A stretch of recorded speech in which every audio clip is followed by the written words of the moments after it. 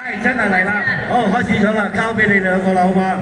好啊，二拎啊，我哋兩個二拎負責新二拎嚇，第40場嘅大龍邀請賽，第1線道嘅係漁灣之友，第2線道嘅係中山海港城大酒樓合和龍，第3線道嘅係顯利工程同慶龍，同埋第4線道嘅係我哋柴灣新力龍啊！係啊，你支持邊隊啊，二拎？我4隊都支持嘅，因為我喺龍舟界咧隊隊都好熟啊，唔敢亂講嘢。前輩果然係前輩啊，謝 Sir 同你咧講法永遠問親都係隊隊都支持嘅。嗱，我哋而家咧見到咧第3線咧顯利工程同慶龍咧已經係突出咗個龍頭啦。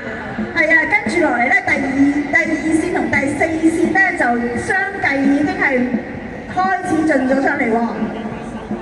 係啊，我哋見到咧第2、第4線度咧都係比較緊張嘅嚇，但第3線度咧顯利工程同慶龍咧就真係咧比較輕鬆係啊，冇錯。咁我哋而家就睇緊第2、第4線，究竟邊隻快啲咧？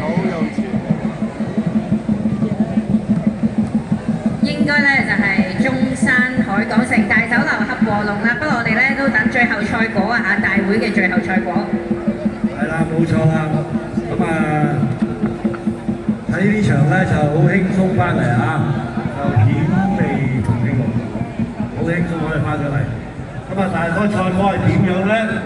有冇違規咧？有冇成咧？咁我哋都要交翻俾我哋嘅終點裁判啊，傑哥嗰邊，我哋睇睇。一有正式嘅賽果咧，我哋同大家公佈。